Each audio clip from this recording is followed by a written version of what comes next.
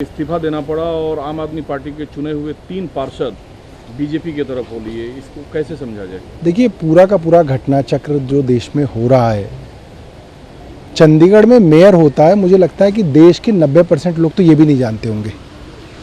एक इतना छोटा सा शहर और उसके एक मेयर का चुनाव जो सिर्फ 1 साल के लिए बन रहा है, ऐसे चुनाव के अंदर देश की सबसे छोटी पार्टी आम आदमी पार्टी का कैंडिडेट है और एक दुनिया की सबसे बड़ी पार्टी कहलाने वाली भारतीय जनता पार्टी का कैंडिडेट है।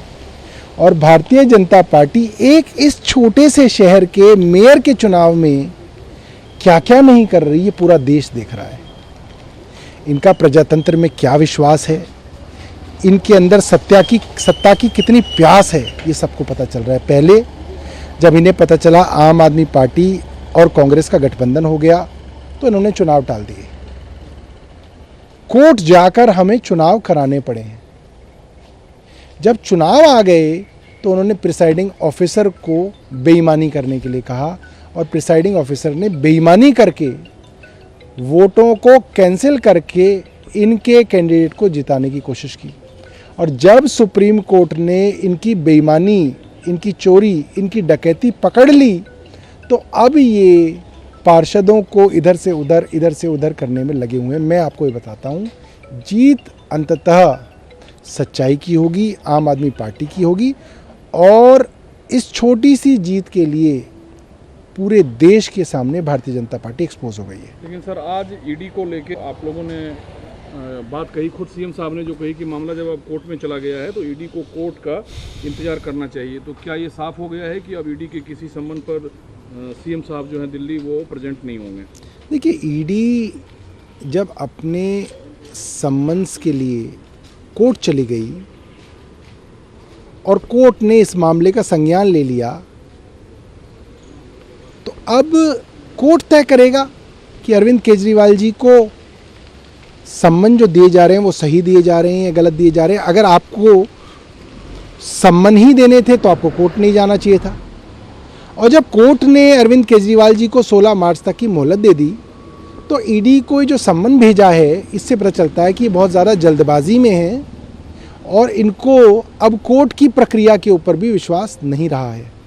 लेकिन सर, ईडी ने जो नोटिस है उसकी अवज्ञा को लेकर दिल्ली के सीएम के खिलाफ आईपीसी की धारा 174 के तहत मामला जो है दर्ज किया है, जिस पर अदालत ने संज्ञान भी लिया है और अदालत ने तो ट्रायल चलेगा, वो तो गवाही होगी, सबूत रखे जाएंगे, कोर्ट निर्णय लेगा। ईडी को क्या दिक्कत है? ईडी आराम से कोर्ट के निर्णय का इंतजार करे।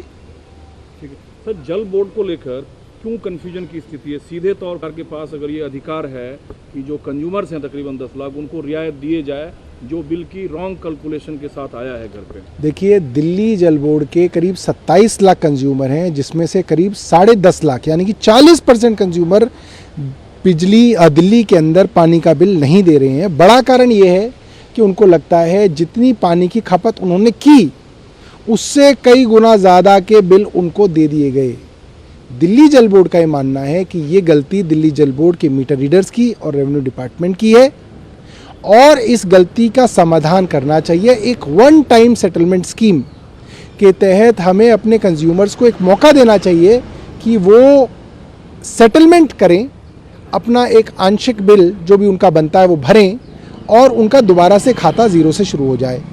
बोर्ड ने ये मीटिंग अपनी 13 जून की मीटिंग में इसको पास किया था। मैं उस वक्त चेयरमैन हुआ करता था।